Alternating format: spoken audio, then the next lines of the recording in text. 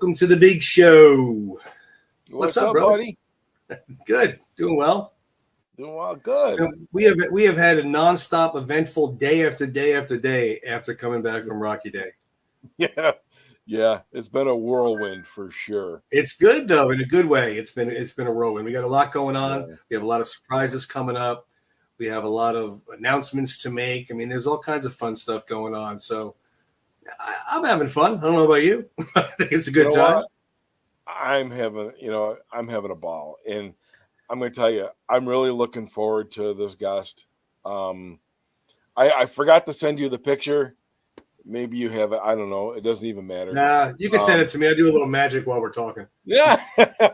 But I finally got to meet this gentleman at the Rocky Day for the very first time, and it was so nice to put the face with the name and the Instagram. No, same here, Robert and I have, obviously I gave it away, but him and I have chatted a little bit. I know. Him and I have chatted a little bit over the period of time, I guess. I'm not really sure how long. But it was nice to meet these people in person and get a face to face. So, but since I gave most of it away, our next guest is a wonderful, we're going to put up there, writer, producer, actor, director. What else can we put in there? My goodness, Mr. Robert Bruzio. Yes, sir. How you doing, guys? You could add juggler. How are you? Man, whatever you want to add. Father, Jack of all trades. Yeah, exactly. Card tricks, whatever. Yeah, that's good. Now, speaking of father, we got to give your daughter a plug because I'm still trying to get in touch with her with her drawings. His daughter does the most amazing drawings, and I want to get a Rocky one for my wall. Thank you. So, I mean, her website is Alexa Bruzio Art, correct? Yep, Alexa Bruzio Art. And go on it. She doesn't just draw Stallone. She has a lot of drawings of famous people. Phenomenal work. Figured I'd throw that out there since I mentioned father. Thank you. I appreciate it. She did. Hey, she earned it. She does wonderful work. I mean, she really does. I messaged her something new today. Yeah, I know. I want to get one for mine, like I said. I'm sorry. I can't know everything, but I want to see it now. You will. We'll get off online. We'll get it. So if you want, I can go out. I can go upstairs, get her, and just run back down. Then we'll switch. Yeah, just boot you out of the show, right? That's all. Yeah. Well, maybe we'll have her on sometime. My daughter. Exactly. That's okay. I wouldn't mind being upstage by mine. I get it. Yeah. Well, anyway, it's a pleasure to have you on. We have a lot to talk about. You have got a whirlwind of a resume, my friend. My goodness. Thank you, man. Yeah. Thank you. Well, thank you for having me on. No, please. It's our pleasure. I mean, like you said, we have our pleasure. So much going on in your career and in your life that you've been doing, and it's just wonderful to talk about it. I mean, where would you like to start? Do you want to take us to the beginnings there and how you initially got going with everything? So some others that maybe don't know can get you started. It was a cold winter December morning in 1968. It was a cold and stormy night. A little child was born. So you were born in December, so you might. I was born in December, and we could kick off that I was born on December 3rd, which is now officially Rocky Day. So my birthday lands on Rocky Day every year. That's awesome. I know, right? I had nothing to do with it. I swear. Good stuff. Good Tony, stuff. I sent you that picture. At least I think. Okay, I'll work on that while we're chatting. So tell me. I mean, I can talk a little bit about, how I started out as a writer, producer, actor. I started out first as an actor. Right out of college, I got my degree in business management, and I thought the corporate world was going to be my thing. But even when I was in college, I still always gravitated towards the theater, towards the arts. Okay. And unbeknownst to me, what I thought was a terrible economy and a bad time to graduate college was actually a blessing, because it made me do some soul searching, and I decided to pursue what I really wanted. And I just managed to start acting. I was getting cast here in New York in some of the soap operas that were being taped here at the time. One Life to Live. There's another one called Loving. But this was in the 90s when people started making independent movies. Mm-hmm. was like the beginning of the independent stuff. Yeah, Independent at Sundance and all that. So a buddy of mine wrote and produced and had me in this movie that he originally only had $10,000 to make this movie. Oh, and he was told that was not enough. Sure. So he goes to Atlantic City and he puts the whole 10,000 on black. Oh my God! Come on, it's $20,000. Oh Winds up getting short ends of film, black and white, makes this movie. That's Lo awesome. and behold, the movie winds up getting picked up at Sundance. Oh, sweet. Here's this little movie. Now they had to put real money into the movie to really finish it and all of this kind of stuff. But I was in it, and from there, I just caught the bug to write, and I started writing, and people just started gravitating to my writing. Right away, there was a producer that came on and wanted to put money into my project to create a short film to see if we can raise the money to do the movie itself. And I found the passion and the love that I have for it. And being that I needed to earn more of a living, I wound up opening up a production company. Someone had seen, read one of my screenplays, wanted me to write another screenplay. We opened the production company. And then from there, I started doing music videos. I was directing music videos for Twisted Sister. You guys remember Twisted Sister? Yeah.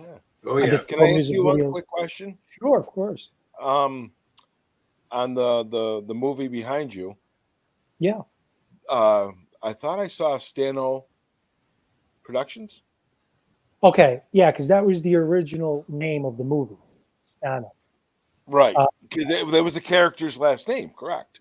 Right. Right. Exactly. Yeah. And I really wanted it to be the name Stano, but the powers that be, the ones who wound up distributing the movie, as well with Paramount Pictures, in the streaming world, that they wanted to have they questioned, what does Stano mean? I said, well, it's the guy's last name. And right. And I said, well, what does Serpico mean? You know what I mean? That was a hit movie. Right, exactly. Nobody knew Serpico until it came out. Until it came out. It's just a cool sounding name, and it's about the guy. It's not about baseball. But they said, with all these algorithms and analytics, they want a movie that starts with lower end of the alphabet.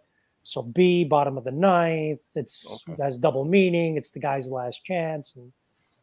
Well, at least they went in a cool direction. It didn't go anything real corny or stupid. I mean, at least it went in a direction where the title is applicable, like you just said, not only about him and his life, but the baseball terms as well.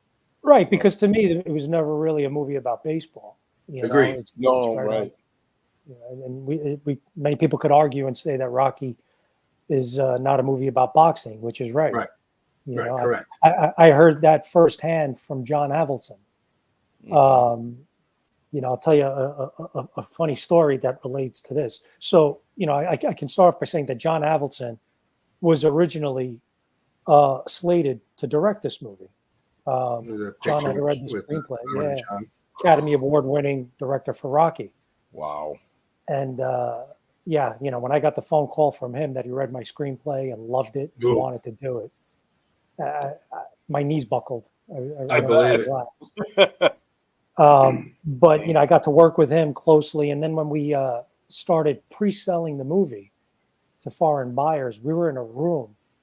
Our sales agent had a whole bunch of foreign buyers there, and people were asking. This was funny. They said, "Well, John, what do you think about baseball?"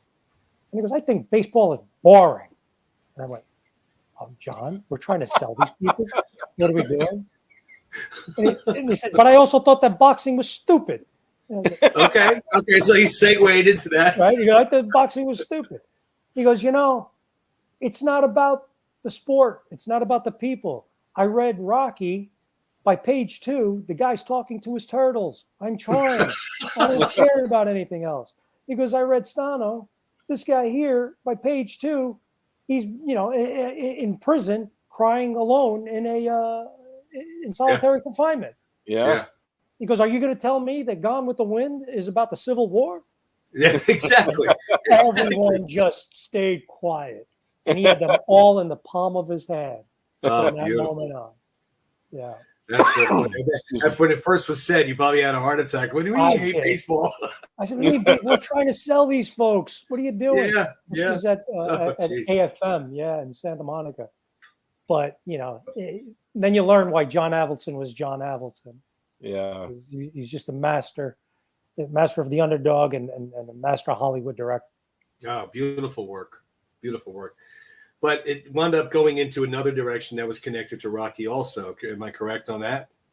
Well, yeah. I mean, the way it all started, I was leading up to the production company that I had. That's why I befriended Burt Young, because I started doing TV commercials. And I did a commercial for a restaurant that Burt Young had in the Bronx. And he took an immediate liking to me. And he told me he had this movie that he wanted to shoot. It was called Murder on Mott Street, and would I help him with it, and would I help him with the editing of it in my studio. And from there, we just developed the friendship.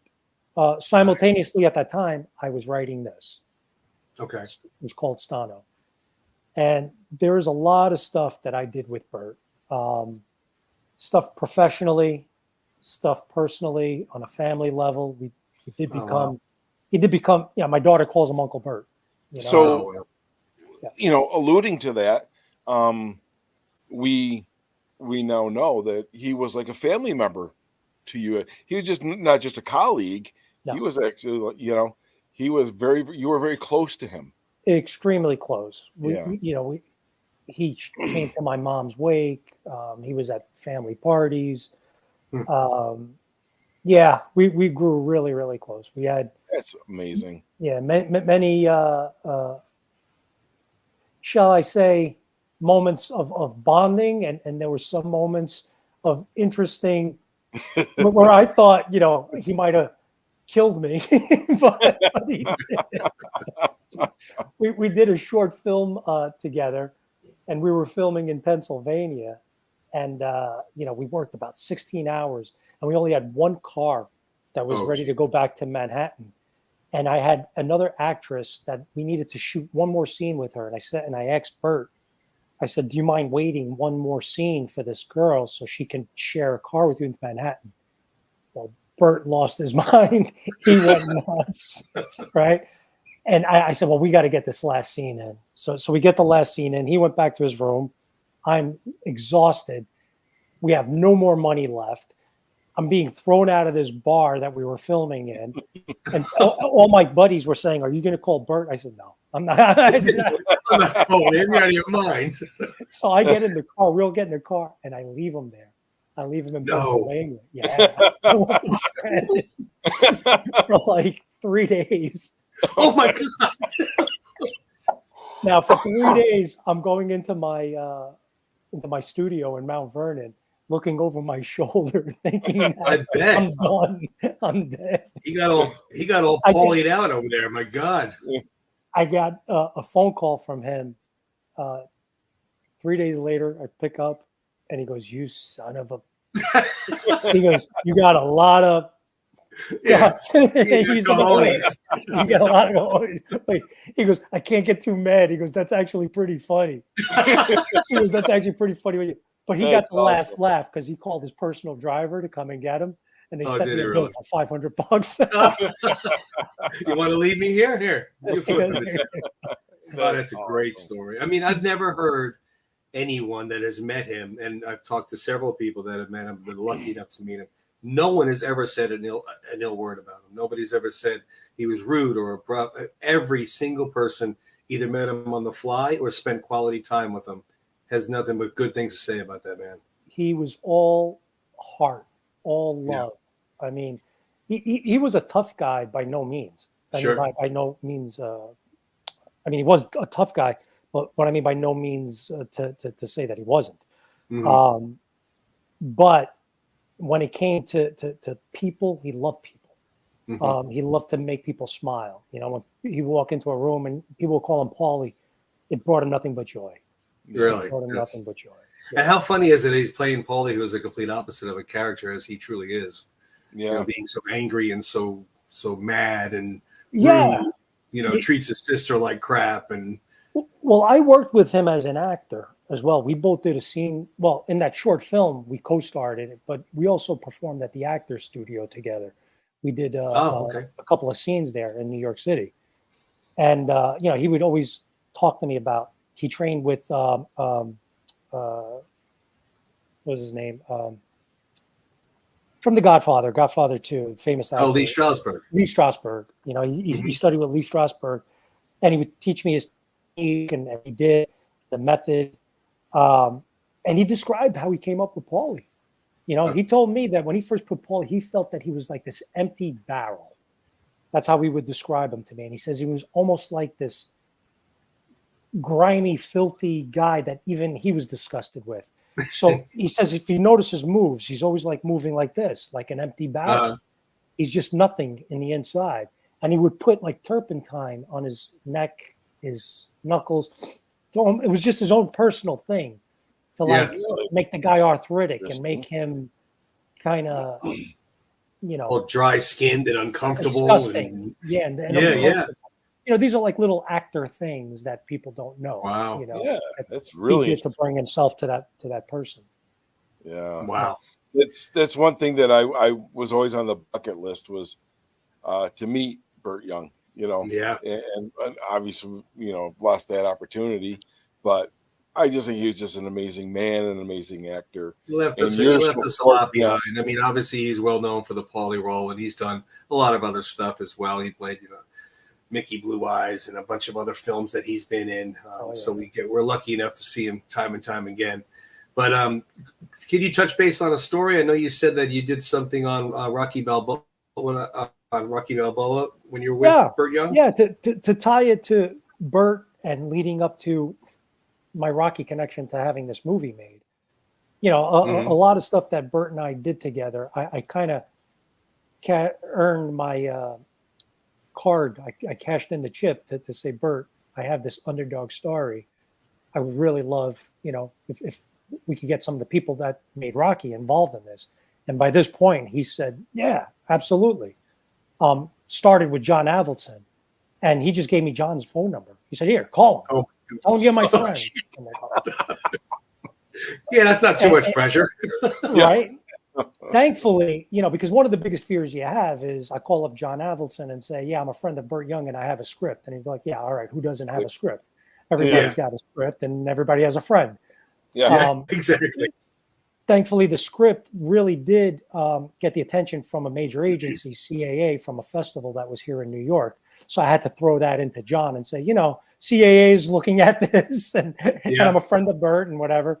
And he finally bought in and he goes, yeah, sure. All right, send it over. 2 days later, that's when I got the phone call and he goes, Robert, this is John Avildsen calling. I read it. I love it. I want to do it. Oh, wow. My goodness. So, okay, you know, here's John Avildsen, Academy Award winner from Rocky. Now they're making Rocky Balboa. And I call up Burt and, you know, I'm starting to connect some dots. I'm like, I'd love to see if I can meet one of the producers there. But of course, you know, you got to be professional and not speak business while they're making their movie. But it'd be nice to at least have. So Burt invited me down to the set. And it was during the scene when they were on, you know, the broken down ice arena. Mm-hmm. And Rocky's talking about how he remembers touching Adrian. She touched him and he felt electric. And Paulie turns around and goes, ice is stupid. People who stand on ice are even more stupid. I actually rehearsed those lines with Burt in his trailer before he did the scene. So I had, you know, it was a big blessing and an honor to be there. So Burt brings me over to you know, the tent that's all set up with all the video monitors, the screens to watch what's going on. And of course, Sylvester Stallone is there. And Burt walks me right up to Sylvester Stallone and he says, this is my good friend, Robert Bruzio. And Sly looks me up and down and he goes, it's good to have friends. I love it. Oh my goodness. That's the first meeting. That's the first time you met him. First meeting with wow. Stallone, yeah. And I was like, yeah. I got the hint. It's like, there's a reason why you're here. It's because But you know, I was welcomed, I got to stay there and I got to watch Sly in action right there. I mean, here was a man, I guess he was in his 60s at the time, mid 60s or early 60s. And I'm watching him. The energy level is off the charts. He's directing Burt, and he's telling Burt, when you turn around, you have to say, not to me. Like, he was giving him like the motivation on how to say it. Yeah. And then he turns to the his director of photography, and he's telling him, I want you to just drop the frame like a quarter of an inch here, like that much detail. And as he's talking, there's a heater that's a little too close to some of the other crew people. Sly spots it, gets a hand truck, moves the heater himself while he's talking to two other people. And I'm like, this guy's unbelievable. And then from there, get in front of the camera, call action, and right in front of my eyes, become Rocky Balboa. He just Rocky just comes out and he says, you know, Paulie, this is where I came with your sister. And, you know, yeah. It's something I will never, ever forget. Oh, ever. Of course. Surreal. It's got to be surreal. Surreal to see. And then I asked Burt, I says, I mean, he just works so hard. He goes, you have no idea. He says, after this, he goes to his room, watches what's been shot. If things need to be rewritten, he'll rewrite it. And, you know, he's also dealing with the producing of it. He said, if there's any crew person, even that's like 25 years old or whatever, and they gripe that they're tired, what can they say? I mean, look at him. No. There's no gripe. Yeah, no. 60, 61 years old, he's running circles around them. Yeah. Running circles. No, and all the pressure, everything is on him. That's awesome. Well, I mean, that sums up exactly why he's so successful. I mean, and he has been for 70 years or 60 years, whatever it's been. Yeah, is because look what he does. Yeah, that's amazing. That work ethic is extraordinary.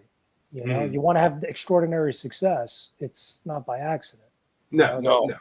You got to earn it. To even to get any movie made, it's a miracle. And I'll share with you a little bit more about later. When I'm really interested about this. Definitely interested in hearing. So while I was on Balboa, that's where Burt introduced me around to all the other producers that were on set, and the one fella that I really liked and spoke to, and a true gentleman, and Sly has shared, his feelings for this producer. He's the one he likes. was Bill Chardoff, and that's Bill right there. And Bill, I just hello, and he was cordial, and I just left it at that. About a month later, I reached out to Chardoff Productions and shared with them that I am not only a friend of Burt, and we met on Balboa, but also the screenplay that I have, John Avildsen is interested in directing. Can we talk? And I just left the message with the secretary there. I get a phone call from Bill Chardoff. Hey, I got your message. Tell me about your movie.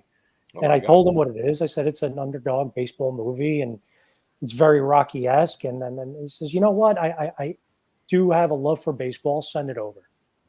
Again, thankfully, I get a phone call back. I really like the screenplay. So, I'm fortunate that people were responding to this material. Mm-hmm. This was something that people of a certain caliber, and as well as actors, really responded to the material. So now we started building this as the people who created Rocky are involved in creating this movie. Mm-hmm. Wow. And from there, we were able to go out to major actors like a Joe Manganiello. And Joe Manganiello brought Sofia Vergara, who at that time, they weren't even dating. He was just looking to get close to her at the time. So they weren't married. They weren't even dating. No, he was trying to use this movie. He has a meeting with John Avildsen, and John Avildsen calls me up and says, hey, Joe brought up that Sofia Vergara actress. What do you think of her? I said, well, it was originally written for an Italian girl from the Bronx, but, growing up in the Bronx in that time period, I dated plenty of Latina girls. There was a lot of, we were a whole community. I said, I think she'd work fine.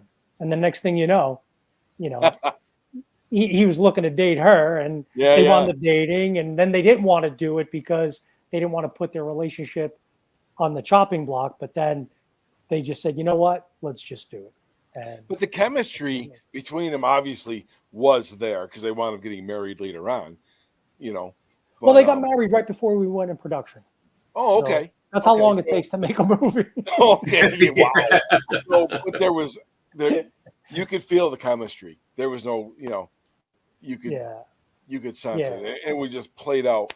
So that movie was fabulous. I'm not just saying it because, but my question is, I'm a big baseball fan. Are you a fan? Huge fan. Huge fan. Baseball of the Yankees. Of the Yankees. Okay. All right. Well, look, I was born in the Bronx, so I think they may have injected me. Tony was too.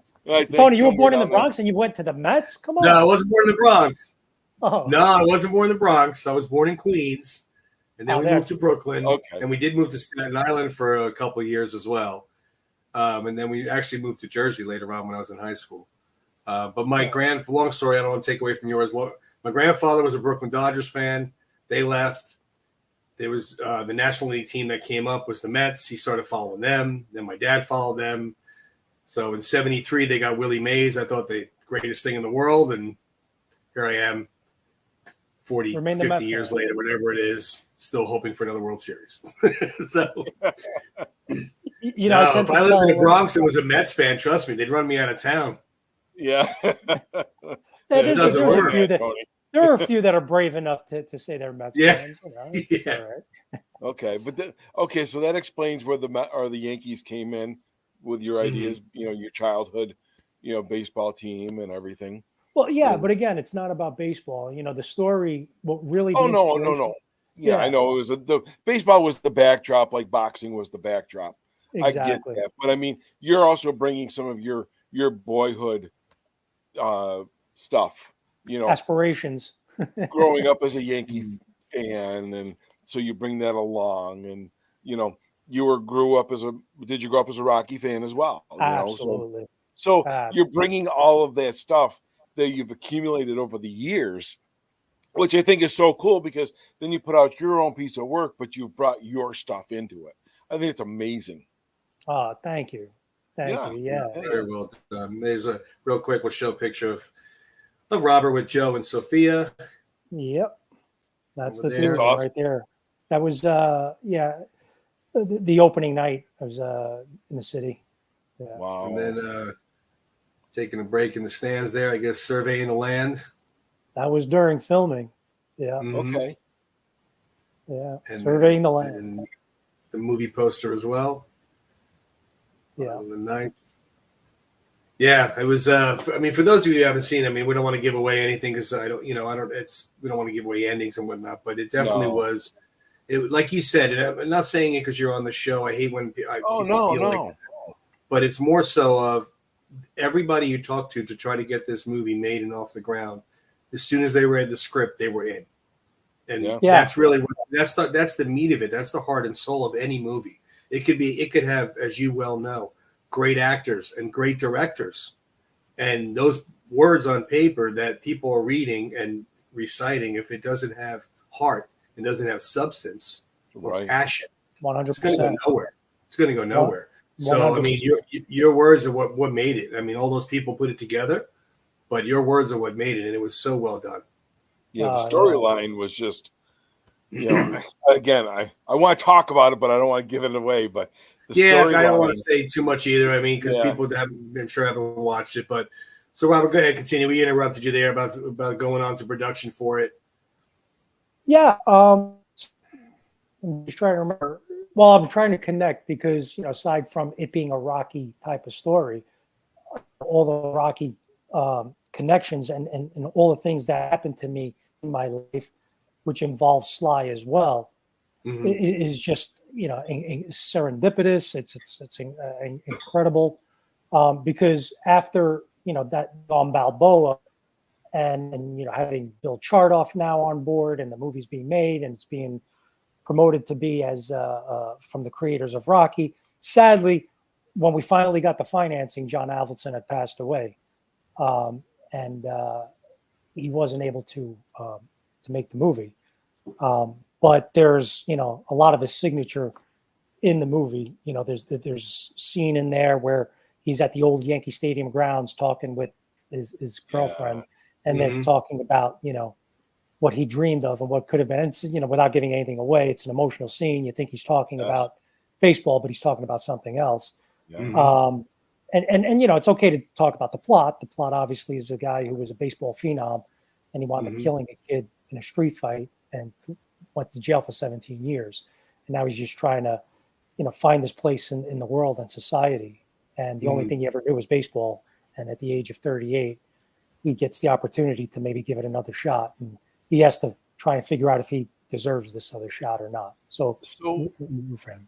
With that being said, one of the questions I want, and I don't know if it's easy, it's probably not easy to answer, but you sit down and this concept just comes to you and you just start writing?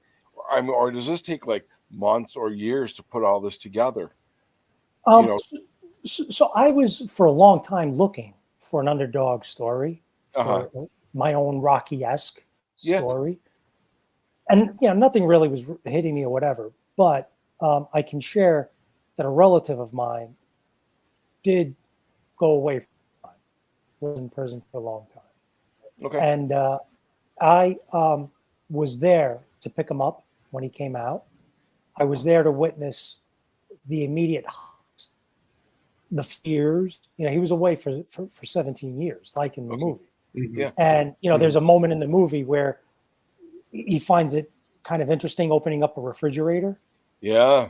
That was taken from my cousin, who, when he came home, he actually said to me, I have not opened the refrigerator in 17 years. I mean, these were things that, so I saw that high of being home fade really quick. And I saw how he saw everybody else in his life, including me, his much younger cousin, grow up, have a family, and all this other stuff. And he felt very lost. And he said to me one time, which is a line also in the movie, you know, I never understood why guys would go back into jail. Now I do. I remember that line very well. So I was like, oh my God, imagine this guy here. And my cousin when he was young, he by no means was a baseball player. I mean, that was all, I added that in. Yeah. Right. But he looked like he could have been a young kid that could have been a movie star. He could have, who knows what he could have been. Yeah. And he, you know, sadly, it was like in a Bronx Tale, wasted talent. And I saw, and I was rooting for him so much to want to stay away from going back to jail and doing the right thing. And I said, that's my underdog story. The guy who comes out, and that was like the inspiration, the seed. And then I said, well, what could be the mountain that he needs to climb? Or what was the mountain that he had? Was he an actor? Was this? Was that? And I said, well, he's from the Bronx, Yankee Stadium. Just started connecting the dots. Baseball. Imagine he should have played for the Yankees. Then it starts going. And then it starts building. And that's how that story came about for me. So hopefully what happened to him on Garbage Day did not happen to your cousin. No. Okay, good. Then everything else was fabricated. Okay. Because that was made up for theatrical reason, you know. I get it, but boy, that was a gut punch right there. I'm watching. I'm like, no, all day is not today. That's exactly what he wanted it to be like. He wanted people in the audience you want them to react. I mean, I remember seeing Rocky in '76 in the theater, and they're yelling at the screen like it was, you know, get up, Rock, get up. You know, like it's beautiful. And when you're, like you just said, when you're yelling, no, not today, come on, you know, you're into it and you're invested in it. And not today. Yeah. Well, thank you for that. I thank you. You got me. You got me. Well, there's no more greater honor to hear that, you know. Yeah. Made you feel something that way, you know. So, it did. Thank you. And I'm waiting for him to show up. I'm like, will you just get there? All right, now we can't give it away. Yeah, no, really. Now you got to reel that in. Reel it in. Yeah, we got to reel Rick in. Reeling. Every now and then we got to reel him in. Okay, every once in a while, yeah. Watch previous shows, you'll know. But, you know, it was kind of interesting is that years later, because of I developed a great relationship with Bill Chardoff. So now our movie is being in the final stages of post-production. And, you know, we're shopping it and ready for it to go out to market. They start filming Creed or Creed 2. I mean, this is like how long it took for the movie to get Wow. made, get finished, So Bill Chardoff, who's a dear friend, invites me to the set of Creed 2, me and my daughter. He goes, why don't you come on by and, be nice, and Sly will be there. And I says, yeah, absolutely. That'd be awesome. So now I'm on the set as a guest of Bill Chardoff. Okay. Yeah, that was actually during the premiere of Creed 2. Yeah. Yeah, I was invited to the premiere. So I get invited there. And as we get there, he asks my daughter if she wants to be an extra in the movie. Come on. And my daughter's thrilled. She's like, yeah. Now she's nervous. She goes, Dad, can you be an extra with me? And I'm like, well, I'm part of the Screen Actors Guild. They're going to have to pay me union rates. Union I really rate, don't do. She wanted. So anyway, we wind up standing next to Sly. And I go up to Sly, and I'm like, Sly, I don't know if you remember. We met on Balboa. He's looking at me. I says, I'm a friend of Burt. Now he's connecting the dots. He goes, yeah, that's right. He goes, Balboa, that's one of my favorites. I says, well, since that time, I've made my own movie with Bill Chardoff, who's one of your producers here, and Burt is in the movie. And Sly starts asking me about Burt, and he's like, well, how was Burt? Was he okay? And I says, yeah. And all of a sudden he starts laughing. He goes, oh, Burt's the best. He goes, I bet you had a hard time with him with his lines, and he would go off and do his own thing or whatever. And I was just like, oh man. You're like, no, that didn't happen. No, not at all. So then Bill comes over, and next thing you know, he's asking me, so your movie is done? And I said, yeah, it's done. He goes, you mean done? Like, and everything that I went through to get that movie made, just in those words, you mean done. Right. Sly is still telling me, like, believe me, I know what it takes to get a movie done. And out there. And he was just nothing but congratulatory. It was awesome. Now, as I'm talking to him, my daughter is standing next to me. And then, after he walks away, my daughter goes, Dad, you just look so cool, like talking to Sly, about your movie, like just talking, like a peer. Yeah, and I said, yeah. I said, yeah, I know. But on the inside, I'm going, right? I'm talking to Rocky. Look, we could all say we're fanboys, I'm a fanboy, this and that. No, true. But I wanted my daughter to see I earned my right, as my place as a professional and being spoken to as a professional. Yeah, right. Yeah, exactly. But on the inside, it's just, there's nothing more rewarding than, being looked at as a professional by the guy who was your role model since you were a little kid. I know this one's from a lot later than that discussion that you had. That was just now, last week. Too, but this is the most recent one Rocky Day. So, yeah. I wanted to ask you, what scene or scenes did your daughter, was she an extra in? I was there for Creed 2. I got this picture with Sly right there on set of Creed 2. Oh, cool. Yeah. The scene that we were there for wound up being cut. It was shot on a rooftop, and it was supposed to be where Adonis just won. He was supposed to be in Las Vegas. Yeah, I remember seeing and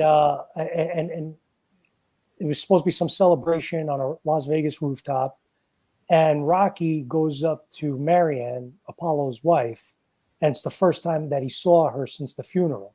Okay. And it sounded like it was an interesting dialogue where they kind of reconcile in this scene. Yeah. So it wound up getting cut. Okay. But I got to say, yeah, go ahead. Okay, let me just ask you this, because I'm sorry, my wheels get spinning. Take a breath, Rick. Take a breath. I know, right? No espresso next show. So like Balboa, where there was a lot of deleted scenes, that we have either seen on and Creed and Creed 2, where there were deleted scenes. Were there any deleted scenes in your movie? Yes. That you kind of wish in retrospect, may have been put in. Yeah, 100%. There's actually, and you know, I could send it to you later if you guys want. There's a scene that Burt did that wound up getting cut. You know, if you recall in the movie, Burt plays this old guy that they just keep around the minor leagues, who tells Buzzy. He just tells all these old stories, and you know, he's like a staple over there. And he had like this one moment of glory, and he does nothing but keeps telling the same story, which was funny because when I was doing the research and I was down at the Yankee Farm Club in Tampa, I actually ran into a guy that was just like that, and that's how, you know, how we came about to do that for Burt. But there's a scene where it's probably one of his best performances, where he's in the motel parking lot, and he's just swinging a bat, and he's screaming and he's almost crying about a career, and this is all BS and this is whatever, and it's significant and poignant because Stano comes out and he sees him, and he sees this poor old guy who had a career, and now there's nothing. He's just it's gone. And he just pretty much just says, "This is it," and he just walks off into the sunset. Oh my God. It was so heart-wrenching for me because it's like, you know, it's almost like Burt talking about, here I am at my age, and here's a career or whatever. And you know, it got cut, they say, because of running time of the movie, and to me, it was only another minute or whatever, and these guys will look and say, well, okay, it didn't really move the plot along, but it was such an emotional scene that I don't think it slowed anything down. Right. That's one scene that I really regret that got cut. And nobody's ever seen it. And if you guys would like, I could give you the exclusive. Love to. No, definitely. Would love to. In today's day and age, when they're making films, you know, I'm just going to, you know, off the cuff, like a Justice League or whatever, you know, 4 hours long.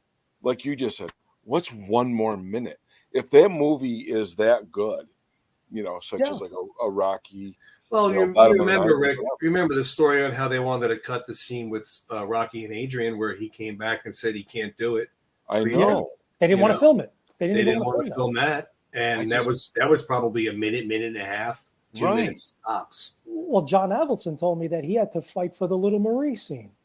Really? When he's walking her, when he's walking her home. Yeah. Everybody wanted to cut it. Can you imagine they would have cut that?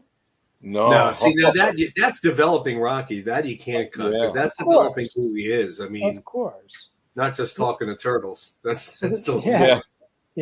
I just found that very interesting to figure out or to find out how it is like a scene gets deleted like that when, you know, you after the movie's out in even the DVD form or whatever, and you get to see the deleted scenes, and you're like, oh my God, why did this not get there? And you're like, it's so you know, pertinent to the storyline, you know. Yeah. Sometimes it just blows my mind, like what were they thinking, you know? Yeah. Well, sometimes, you know, even when you're writing certain scenes, they gotta go. But this scene here, I'd love to see that because I mean, Bert's a great you know. I would love to see it as well. Yeah.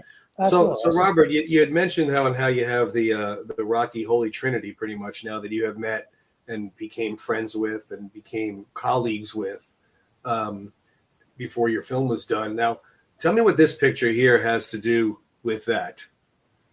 Well, that there is Robert Chardoff, who was the producer of the original Rocky, and there he's holding the Academy Award for Best Picture, and that Academy Award right there is the same exact one, and I'm inside of Bob Chardoff's house holding that Academy Award.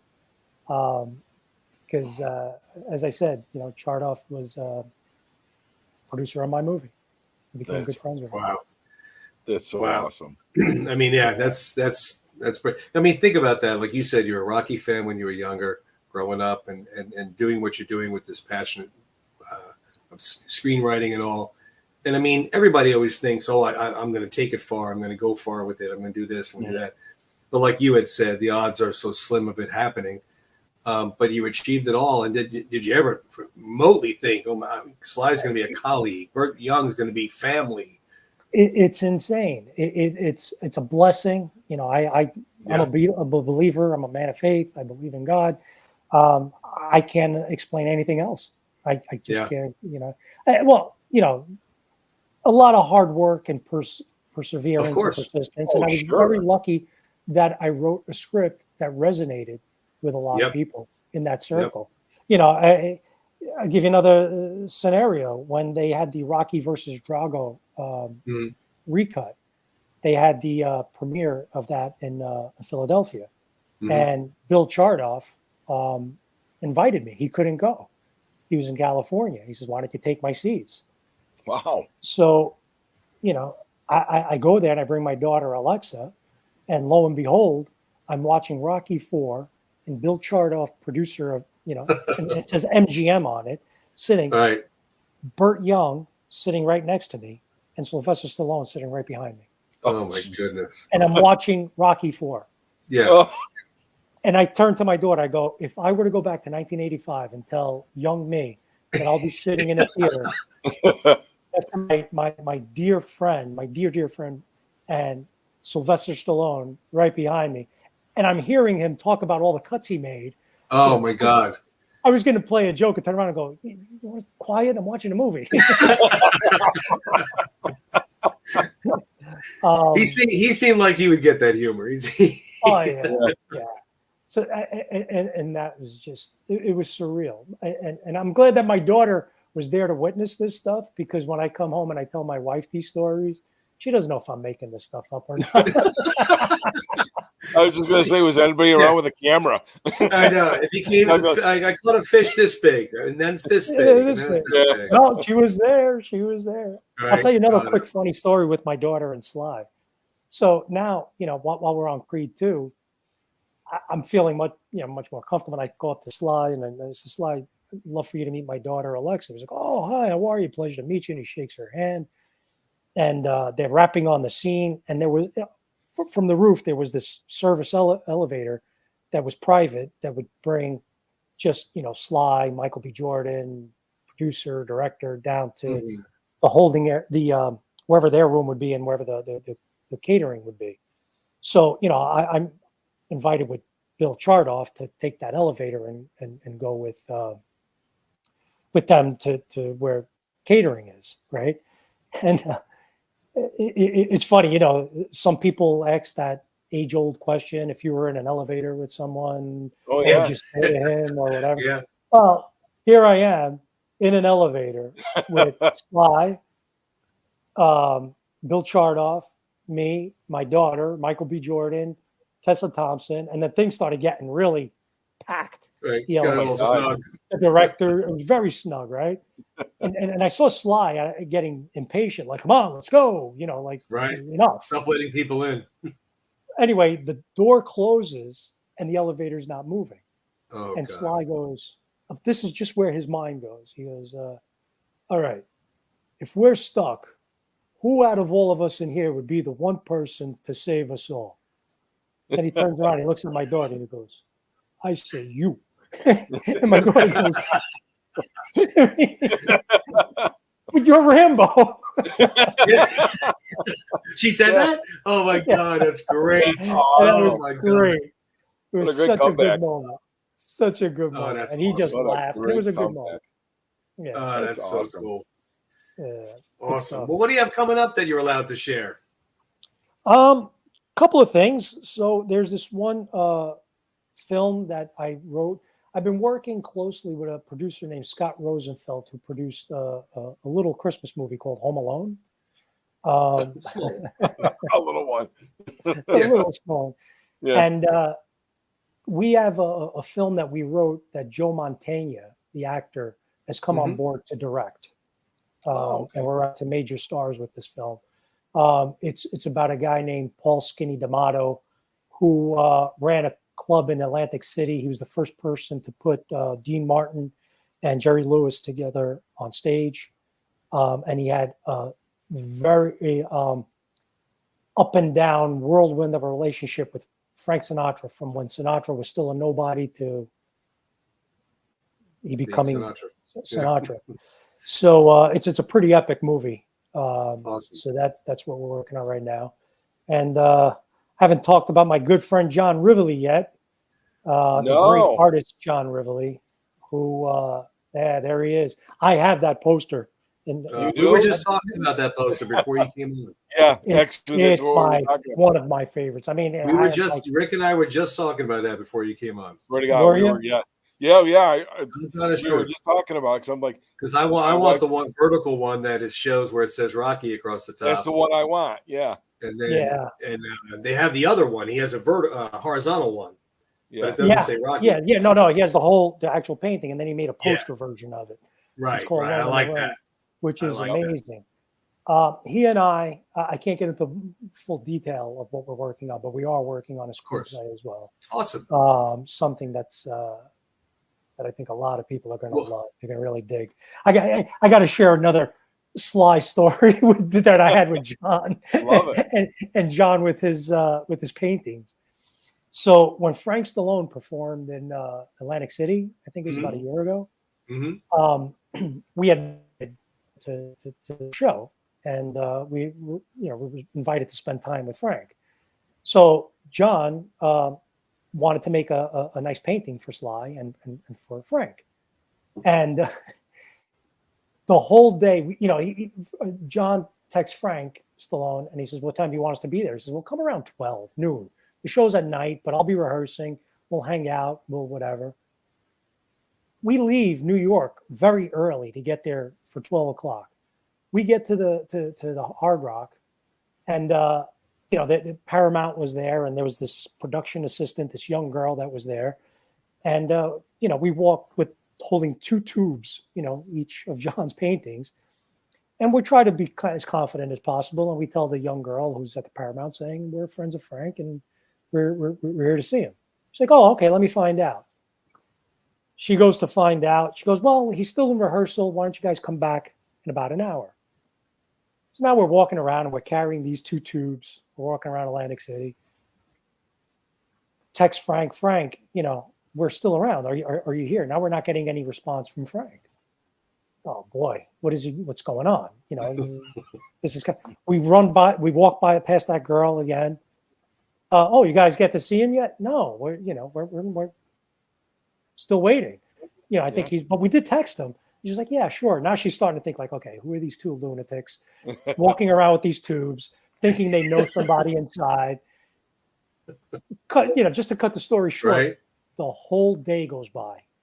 Now we're trying to get in touch with Sly, and Sly texts back, "Yeah, I'll call you later," or whatever. And they're like, "Oh man, these guys are blowing us off. We got here 12 o'clock. We're walking around Atlantic City with these tubes. We keep running into this young girl. She's like looking at her colleagues going, look at these 2 losers over here with these tubes." And I'm standing there and I'm going, and I'm looking at the girl. I'm like, "I make movies." I was like, "We really know him." I swear. So anyway. Oh my God. Well, obviously you did wind up meeting up with him. There you go. Well, we get to, and there's another picture of me with Sly there too, if you have one. That was that same night. I don't know if you have it. Do you have it up there, Tony? Yeah, I think I do. Yeah, but the funny thing is that we don't hear from Frank or Sly, so now we feel hurt. We're feeling kind of bad, and we're sitting in the audience. John gets a text from Sly, and he goes, "Where are you?" He says, "We're sitting in the audience." Sly comes practically on the stage and goes like this to the both of us. Oh my God. So now me and John obediently get up with these 2 tubes and we're walking across. John Cafferty's performing Hearts on Fire. Oh my And we're walking in front of the stage with these 2 tubes. And we walk backstage and there's the picture. Sly was just so awesome that day. He was so happy to, talk with us and call the Paramount crew while, talking about John's work and talking about other stuff. Turned out, and Frank revealed it on the show, we had known this earlier, Frank had to go to the hospital that day. He had a nosebleed while he was performing. Yeah, we saw that on the show. Yeah. And that was on the show. But John and I are like, look at this. They're blowing us, not thinking that the guy had some sort of real thing. And it was a real thing, but it was just funny that John and I spent the whole day, and that's our memory of like that day in Atlantic City, walking around Atlantic City. And so bad, after that picture, I wanted to find that young girl and go, we weren't lying. See, I think that's the funniest part of the whole story is the young girl that keeps seeing you. It's just like, that's the greatest part of it. She's like, yeah, there they go. Yeah, I know, everybody. Yeah. Yeah, sure you do. She's talking to her colleagues like, yeah, look at these guys. And now what kills me even more is the fact that I was going to go to that concert. Me and my wife were going to that concert. We were just getting ready to buy the tickets. And then we had like a family crisis come up at the last minute and we couldn't go. But just to think the fact that I could have run into you guys and met you for the first time there rather than 2 Sundays ago, Right. There's other Hard Rocks. Tell them that there's Hard Rocks in Florida. Okay. Yeah. One in Tampa, one in Hollywood, one in Orlando. I'll go wherever. Yeah. Right. He puts on a great Robert, show. we couldn't be happier for you coming on, man. We thank you so much. I mean, these stories, we can go on for another hour. I mean, it's amazing the stories that you're telling us. Well, I'm grateful to be here. I want to express my gratitude to so many people that were involved, in me on this journey and being able to be here and talk with you guys. I met with guys like John, meeting him, and just continues this rocky journey with me. I had the pleasure of meeting great guy, Agent Nicky. We spent the whole this past weekend together, and he's such a good guy. And it's just great to meet up with good people doing good stuff. Such a pleasure to meet you guys and get to know you guys. I know, Tony, we spoke a little bit in the past. Yeah. So no, but it's definitely good, like you said, to meet and talk some more and get to know each other. And that was the thing. I mean, Rocky Day was a crazy day. I mean, my goodness, it was so crazy and wet. But it was so good to see you and meet you there. And I know you met Rick as well, but we would definitely have to do this again sometime. Maybe when the John and your project starts to grow some legs and you're allowed to talk about, we could have you back on, or even 100%. You and John back on. I mean, we would love it'd be awesome. It'd be awesome. Or how about your daughter? Let's see some of that artwork. Yeah, I'm telling you, go to. I forget which one he posted. I think it was him with the fedora from Rocky 2. And I remember I messaged you. I said, "Where does she sell these?"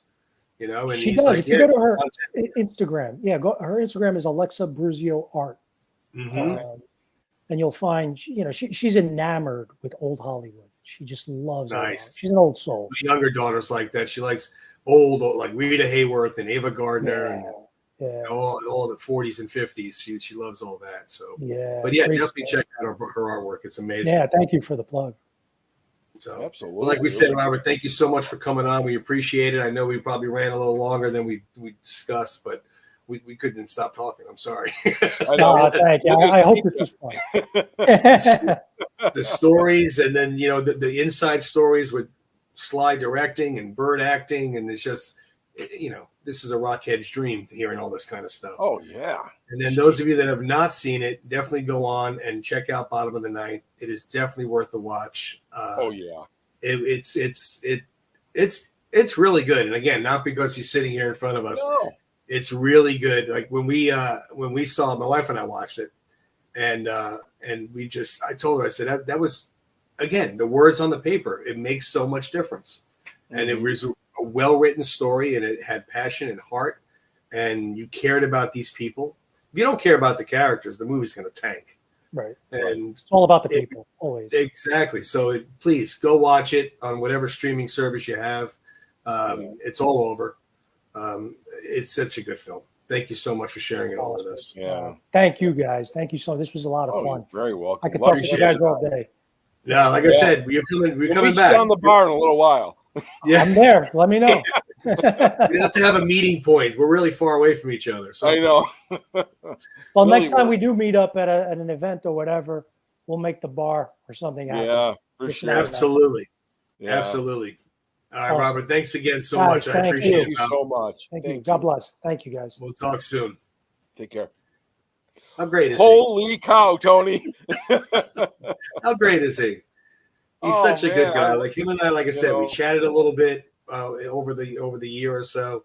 And it's granted the whole New Yorker Italian thing. You click with anybody that's like that. You just have a mutual family background type of living. But good guy, great stories, down to earth man. Look at what he's accomplished and how he's talking. Sounds like he's just hanging with us at the bar. So I mean, And there was one more question I wanted to ask him. Is like I wanted to know if he wrote that part in the bottom of the ninth for himself. He played a small part in the beginning of the movie. I was just kind of curious if he wrote that part for himself or was just like, I'm going to do this part. Right. It wasn't a huge question, but I just great stuff. Great stuff. We'll definitely have to have him back on. I would love to have him and John back on. I think that'd be like having Martin and Lewis on. We could do like the Brady Bunch square. The four of us. Yeah. Well, thank you guys so much for watching everything. I appreciate it again every week. Like I said, we have a lot coming up. We have a lot going on, but appreciate your support and watching the show. Yes, definitely. And all right. Sorry, my Italian comes out. That's okay. Trust me. All right, pal. We'll see you next week. Take care.